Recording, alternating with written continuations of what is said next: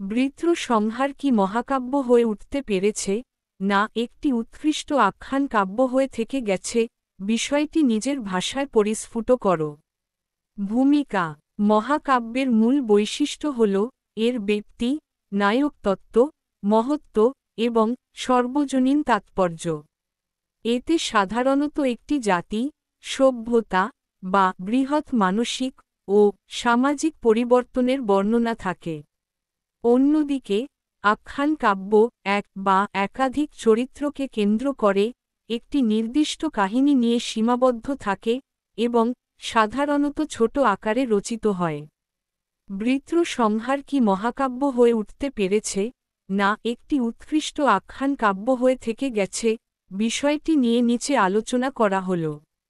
হেমচন্দ্রের বৃত্র সংহার প্রসঙ্গে বারবারই যে প্রশ্নটা আমাদের সামনে এসে দাঁড়ায় যে এটি মহাকাব্য কিনা, এবং সে প্রসঙ্গেই বারবার আসে মেঘনাদ বধের কথাও।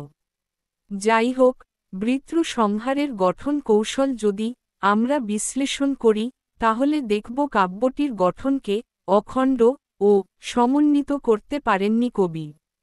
এর ঘটনা বিন্যাসে, তথ্য সমাবেশে, ভাবকল্পনা প্রবাহে রয়ে গেছে অনেক শিথিলতা, যা মহাকাব্যের ক্ষেত্রে কখনোই কাম্য নয়। কাব্যটির আকার বিশাল হয়ে উঠেছে ঠিকই, কিন্তু তার অন্তর্বয়ন নিটোলভাবে সুগ্রথিত নয়। এই অবিন্যস্ততার জন্য ভারসাম্য নষ্ট হয়েছে। বৃত্র সংহারের দুটি খণ্ডের মধ্যে প্রথম খণ্ডটির পুরোটিকেই বলা যেতে পারে, দ্বিতীয় খণ্ডটি অর্থাৎ যে খণ্ডটিতে বৃত্র বধ হয়েছে তার ভূমিকা। শচীকে হরণ করে নিয়ে এসে তাকে দাসীতে পরিণত করার জন্য ঐন্দ্রিলার অপরাধ আর সেই অপরাধে প্রশ্রয় দানের জন্য বৃত্রের অধর্ম পালন জনিত পতন, এই মূল ঘটনারই মুখপাত হয়েছে প্রথম খণ্ডে।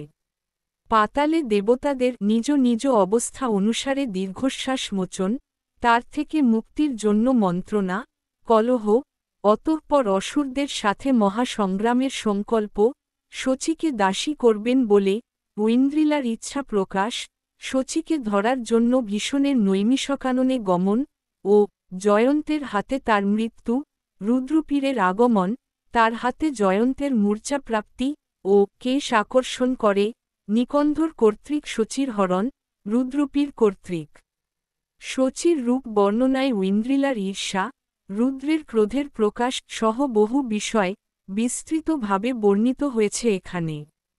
কবি হয়তো এখানে এসব কিছু একটু অপরিমিতভাবে বর্ণনা করেছেন, যা আর একটু সংহত, নিটোল হওয়ার প্রয়োজন ছিল।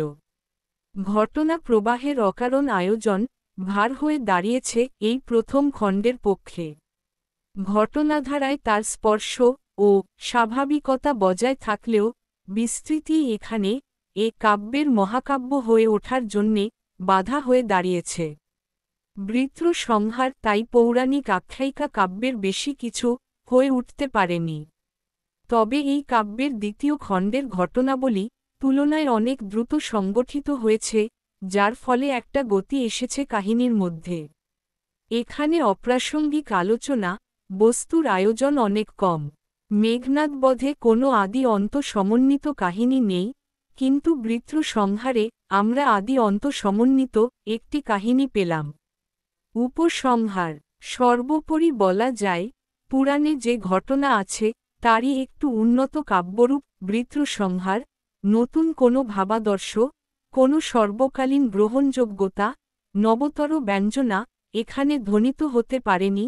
শিথিল কাহিনী সমন্বয়, ঢিলেঢালা গঠন, সুমহান ভাব কল্পনার অভাব, গুরুতর সাংকেতিকতা না থাকায় বৃত্র সংহার মহাকাব্যের মর্যাদা প্রাপ্তি থেকে বঞ্চিত হয়েছে। আর বলাবাহুল্য অখণ্ড রসের অভিব্যক্তি, নিবিড়ত্ম জীবনবোধ, নব ব্যঞ্জনার চূড়ান্ত প্রকাশেই মেঘনাদ বধ মহাকাব্য হয়ে উঠতে পেরেছে।